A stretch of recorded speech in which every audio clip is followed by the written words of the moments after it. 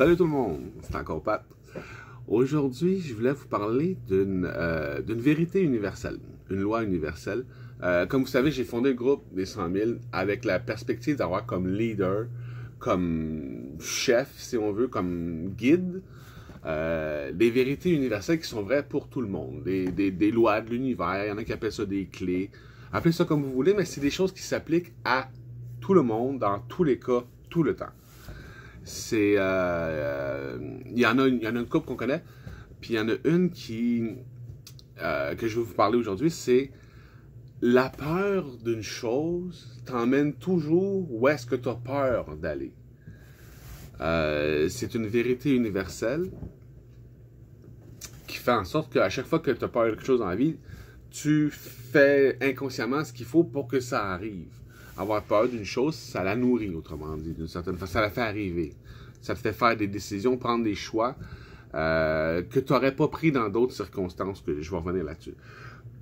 Donc, les dirigeants du monde aujourd'hui connaissent ces concepts-là, connaissent ces petites lois universelles-là.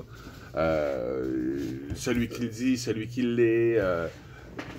Plein de petites phrases que vous connaissez déjà, que vous avez déjà entendues, puis qui sont simples, fais pas aux autres que tu voudrais pas qu'on te fasse. Des petites choses comme ça qui sont basiques, puis en fait qui seraient suffisantes pour nous diriger dans la vie. Puis comme je vous dis, celle-là en particulier, ils la connaissent bien. Ils utilisent cette vérité-là universelle pour contrôler les masses. C'est comme ça qu'ils font. Ils font peur aux gens d'une certaine chose. Ils font avoir les gens peur d'une chose parce qu'ils veulent qu'elle arrive. Parce qu'eux autres, ils veulent l'utiliser pour leur dessin. Ils ont des plans, ils ont un dessin dans la vie, ils ont un but, ils ont un objectif. C'est pour ça qu'on dit, quelqu'un qui n'a pas de plan, qui fait rien dans la vie, qui ne s'organise pas, c'est un sans dessin. Quelqu'un qui n'a pas de dessin dans la vie, c'est ça. Il n'y a pas de but, il n'y a pas d'objectif. Bon, je reviens à mon sujet principal. Fait que c'est ça, eux autres, tout ce qu'ils ont à faire, c'est de faire peur aux gens avec quelque chose. Ils leur mettent ça dans la tête, puis tout d'un coup, ça finit par arriver parce que les gens, ils se préparent à ça, ils s'attendent à ça. Même s'ils refusent, ils savent que ça va arriver, ils se préparent mentalement, puis ils se projettent eux autres mêmes dans la réalité où ce qu'ils ont peur qui arrive, arrive. Un exemple concret qu'on a dans les dernières années, c'est flagrant, mais c'est arrivé plein de fois avant. Là. Je veux dire, tu peux remonter au bug de l'an 2000 ou bien le World Trade Center ou en tout cas tout ce qui est arrivé, la H1, des choses comme ça, c'est vraiment des choses qui ont été conçues pour faire peur aux gens.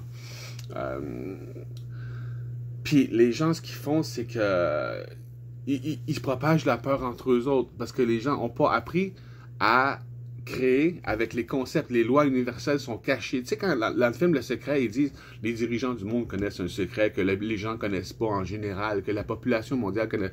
Ben, le secret, une partie du secret, c'est ça. Le secret ou les secrets, c'est les vérités universelles qui font que tu peux avoir des certitudes dans la vie, des concepts qui s'appliquent dans tous les domaines.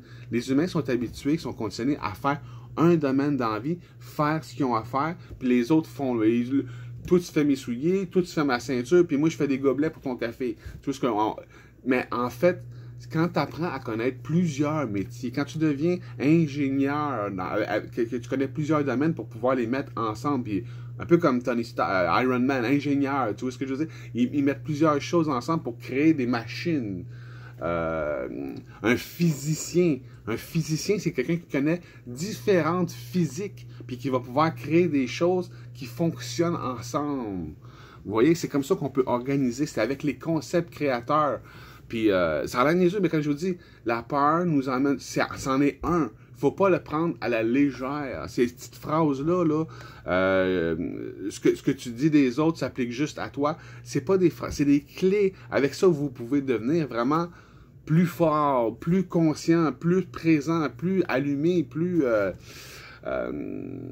en contrôle de votre propre existence. Parce que vous pouvez, avec ces certitudes-là, organiser des choses, créer des choses, comme un ingénieur, comme un physicien. Mais comme je vous dis, on n'a pas besoin de devenir ingénieur, physicien là, dans la vie. Là, tu connais un peu de tout, puis c'est assez. Là.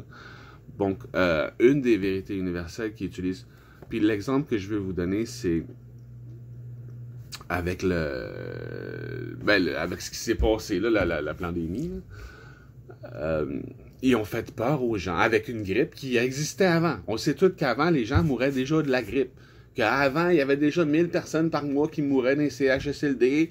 C'était comme ça, c'était normal, mais vu que c'était low profile, là, c'était pas...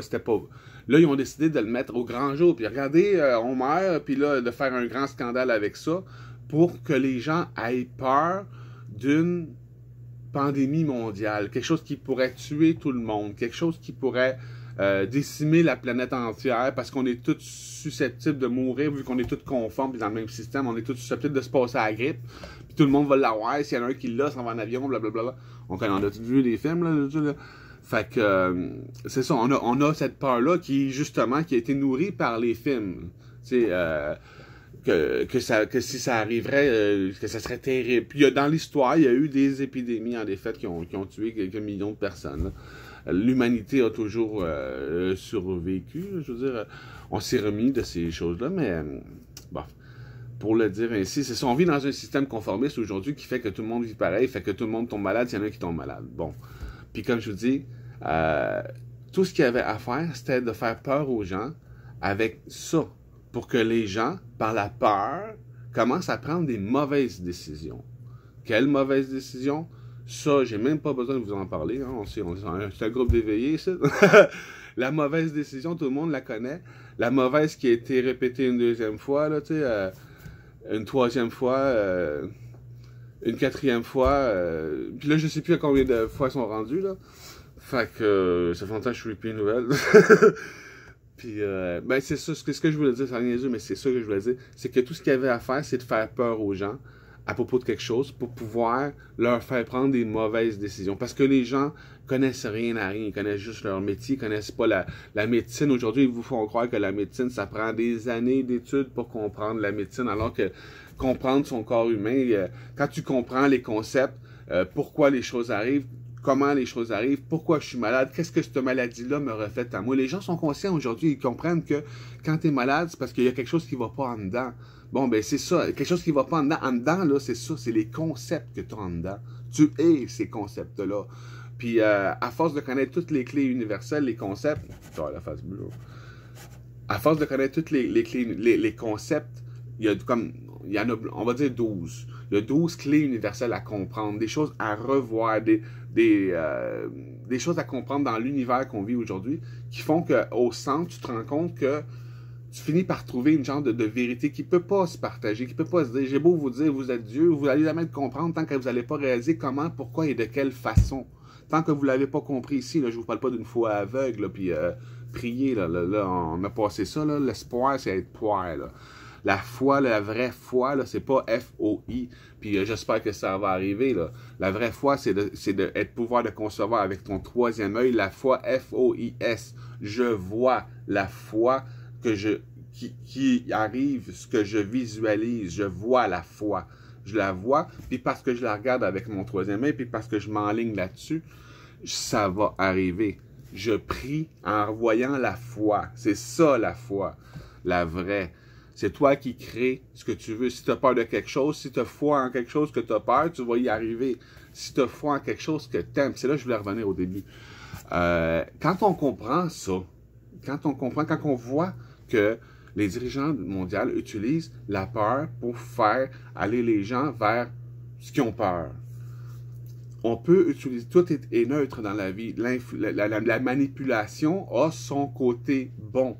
Il y a le manipulateur, puis il y a l'influenceur. Le manipulateur, il veut que tu rentres dans sa réalité, il veut t'imposer sa réalité à lui. Puis l'influenceur, il veut te révéler ta vérité à toi. Un réveillé du système qui comprend toute la corruption mondiale ou un éveillé qui comprend que l'extérieur est un reflet de l'intérieur. C'est ça la différence entre un déresponsable puis un responsable. Je prends la responsabilité de ce qui se passe, je trouve comment je crée, je regarde, je vois, je réalise, je comprends, je change en moi pour que le monde change. Je comprends comment que le monde est que si ça c'est un reflet de moi, que si mon chum est un reflet de moi, que si la nature est en fait ma nature, un reflet de ma nature, que si la planète est un reflet de moi, bien forcément que si je suis en train de me regarder dans le miroir. Donc si tout est un reflet de moi, puis que je me regarde dans le miroir, il y a juste moi ici. Puis c'est vrai pour tout le monde. Comme je vous dis, il y a plein de choses à comprendre comme ça. Il faut reconceptualiser le temps, l'espace, notre personne. En fait, on est vraiment pas ce qu'on pense. On est vraiment, vraiment plus ce qu'on pense. Puis, c'est évident. Je veux dire, quand tu commences à étudier ça, puis là, c'est des choses qui se connaissent déjà. Je veux dire, quand tu prends conscience de toi, puis que tu réalises, que tu reconceptualises l'existence humaine, de quelle façon on existe, parce que nous autres, on pense vraiment qu'on est une chose qui existe, une personne dans le temps, dans le monde, dans l'univers. C'est vraiment pas ça. En fait, tout dans l'univers est vrai et faux. Donc, c'est vrai d'un point de vue. Pour l'ego, c'est vrai. Pour la conscience, c'est complètement faux. Il y a un autre point de vue à avoir en conscience. Quand tu regardes les choses comme on est tous un, tout ce qui est vrai de ce point de vue-là, de la conscience qui est tout ce qui est vrai pour elle est faux pour l'ego. L'ego, c'est le contraire. Puis entre l'ego et la conscience, il y a le cœur. J'explique ça dans d'autres vidéos, la trinité qu'on est. En fait, on est une âme qui contient un ego, un cœur et une conscience. La pointe de l'iceberg, puis la planète, l'univers. En tout cas, je l'explique plus dans d'autres vidéos. Là. Mais aujourd'hui, je voulais juste vous parler de ça. Puis le point important, c'est que je n'ai pas parlé beaucoup, en fait. Mais le point important de la vidéo, c'était justement de vous faire comprendre que si la peur nous emmène vers ce qu'on a peur d'aller, il y a un contraire à ça. La vérité, comme je vous disais, influencer le monde vers la vérité qui sont responsables de leur univers. Puis quand ils prennent la responsabilité, les gens, puis quand ils réalisent comment, puis de quelle façon ils conçoivent ce qui se passe, puis ils l'ont toujours fait, puis à la rétrospective, ils vont se rendre compte que shit, c'est vrai, c'est moi qui avais peur que ça arrive, puis je l'ai fait arriver. Ah, c'est vrai que c'est moi qui voulais que ça arrive, puis j'ai cru, puis j'ai fait les étapes, puis j'ai eu des revers, puis j'ai continué, puis finalement, j'ai réussi à l'avoir parce que j'aimais ça. Tu comprends? C'est là que je veux en venir. C'est que si on partage l'amour, les gens vont aller vers ce qu'ils aiment. Si on partage la peur, les gens vont aller vers ce qu'ils ont peur qui se passe. Dans la tête, il y a les bonnes choses, il y a les mauvaises. Dans le cœur, il y a ce qu'on aime et ce qu'on haït. Mais dans la conscience, dans les concepts, c'est comme l'amour de Dieu. C'est comme je vous dis, s'il y a une conscience ici, il y en a juste une. C'est l'amour de Dieu qui aime toute sa création. C'est l'autre côté, la 5D. Il y a le 3D égo, il y a le 4D cœur, puis il y a le 5D en conscience qui crée la triunité qu'on est. Je vous conseille vraiment d'aller voir les autres vidéos. J'explique la Trinité, l'ascension, l'illumination de la conscience, de l'âme. C'est vraiment facile à comprendre. En 1 heure, si vous ne l'avez pas compris, vous ne le comprendrez jamais. Parce que j'utilise le langage des oiseaux. J'ai cherché longtemps moi-même. Puis le langage des oiseaux, c'est une des 12 vérités universelles que je vous parlais tantôt, qui finit qu'on comprend tout, on devient clairvoyant, puis tout est illuminé de notre propre illumination intérieure, puis on comprend tout. Le langage des oiseaux, le langage des initiés, le langage des alchimistes, le langage de ceux qui ont écrit les mots, qui ont choisi les mots, ça marche dans toutes les langues. Idéalement, il faudrait connaître plus qu'une langue. J'en connais juste 2, puis c'est déjà en masse. Mais j'imagine que dans toutes les langues, c'est comme ça, c'est ce qu'on... Puis ça révèle la vérité. Tous les mots qui contiennent le mot père, personnage, puis les mots mental ont rapport au personnage qu'on est, la personnalité qu'on a, celui qui peut persévérer, percevoir. Tous les mots en père ont rapport au mental, des facultés homme, si on veut, notre côté yin. Puis tous les mots en sang, en mère, ont rapport au cœur, sentiment, sensation, merveilleuse, amère. Comme je vous dis, il y a deux côtés au cœur. Le cœur est encore dans la dualité. Le cœur n'est pas encore au-dessus. Il y a l'ego, il y a le cœur, puis il y a la conscience. Le cœur est encore dans la dualité. Ego, cœur, c'est la dualité. Les deux sont aussi dans la dualité. Bon, mauvais, j'aime, j'aime pas. Quand tu montes en conscience, que tu t'élèves au-dessus de la dualité, c'est pas parce que j'aime pas ça que c'est pas bon. C'est bon pareil pour ci, c'est pas bon pour ça. Ça peut être mieux. Quand tu t'élèves au-dessus de la dualité, tu trouves une autre voie, quelque chose de nouveau. C'est pas juste j'aime ça ou j'aime pas ça. Ah oui, j'aime ça, ce qui se passe, j'aime pas ce qui se passe, j'aime ce qui se passe, j'aime pas ce qui se passe. Là, tu crées là, une boucle. Puis là, tu vas vivre des dépressions de la dualité. Oui, j'aime ça, non, j'aime pas ça. Oui, j'aime ça, non. La seule façon de sortir d'une dépression, de la dualité, de toujours faire, puis de j'aime ça, j'aime ça, j'aime ça, j'aime pas ça, j'aime pas ça. Toujours écouter la même tune, je l'aime, jusqu'à temps qu'on soit plus capable. Ou ça me fait chier, ça me fait chier, puis ça me fait chier, puis je l'accumule, j'accumule. La seule façon de sortir d'une dépression comme ça, c'est de faire quelque chose de nouveau. Arrête d'accumuler, change. Écoute d'autres choses. Que ça soit quelque chose que tu aimes ou quelque chose que tu n'aimes pas, la seule façon de changer, c'est de faire nouveau. N'importe qui a vécu une dépression pendant le tout vécu une, a sorti de cet état-là en devenant quelqu'un de nouveau, en faisant, tu dépasses, tu fais quelque chose que tu n'as jamais fait avant, là, tu veux dire, tu apprends, tu recommences à zéro, tu prends de l'humilité, tu veux dire, la dépression, ça aide à gagner l'humilité, tu t'écrases, là, tu repars à zéro, là, tu te redécouvres dans quelque chose, là, puis là, à un moment donné, ça repart, puis là, tu retombes en bas, puis là, tu te redécouvres, comme les amours, c'est la même chose, en amour, c'est la même chose, il y en a qui ont des relations plus longues que d'autres, mais bon, bref, je généralise. Fait que je vais regarder cette vidéo-là, 15 minutes, c'est assez long, je veux pas perdre votre attention, je sais qu'après 15 minutes, on perd 80% du monde. Fait que c'est pour ça que c'est important de propager des bonnes choses, de parler des choses intéressantes, des choses qu'on aime. Pour trouver les choses qu'on aime, il faut trouver les choses qu'on n'aime pas. On n'aime pas être malade, on parle de la bonne bouffe. On n'aime pas payer du gaz, on parle des chars à hydrogène, on parle de l'énergie libre, l'énergie sans fil. On étudie ça, il y a plein de vidéos sur YouTube, c'est pas si compliqué que ça. Si un autre a pu l'apprendre, si un autre a pu le comprendre, tu peux le comprendre aussi. Ça prend pas des génies. Même Einstein, là, qui était un génie, là, c'était pas quelqu'un de hyper différent de n'importe qui. Là. Il a mis sa passion, puis il a appris des choses, puis il y avait des clés de compréhension, il connaissait les concepts. Comme je vous disais, Tesla les connaissait aussi. Edison les connaissait. Ces choses-là, les francs-maçons, les Illuminati, l'élite mondiale connaissent ces vérités universelles-là et les utilisent en ce moment pour influencer les masses. Puis c'est facile. C'est un jeu d'enfant quand tu connais ces clés-là. Quand tu es capable de voir les choses de haut, sur plusieurs angles en même temps, tu peux connaître les concepts puis concevoir des choses.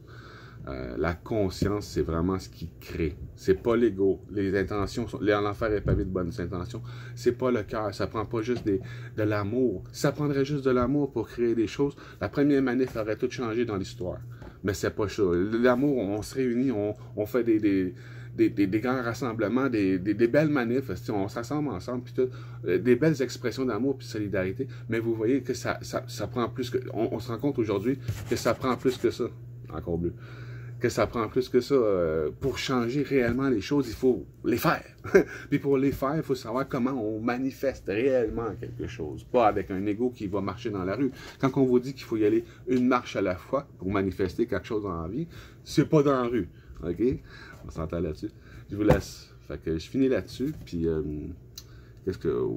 Ouais, ben c'est ça. Fait que finalement, c'était le plus important, c'était l'histoire d'investir nos émotions dans ce qu'on aime pour que ce qu'on aime arrive plutôt que de faire le contraire. C'est de changer de cap, là, c'est ça, c'est réaliser que c'est nous autres qui faisaient arriver les mauvaises choses en nourrissant les mauvaises choses, puis que c'est nous autres qui vont faire arriver les bonnes en nourrissant les bonnes. Parce que quand on parle de ce qu'on aime, ça finit par arriver. Quand on parle de ce qu'on n'aime pas, ça arrive aussi. Fait que... grosso modo, c'est à peu près ça. Je vais faire d'autres vidéos. J'explique jamais. J'arrive jamais à dire comme aussi. C'est toujours plus. Dans ma tête, c'est toujours plus facile. Fait que je vais leur dire jusqu'à temps que vous le compreniez comme je le comprends. Je vous souhaite une bonne fin de journée. À bientôt. Salut.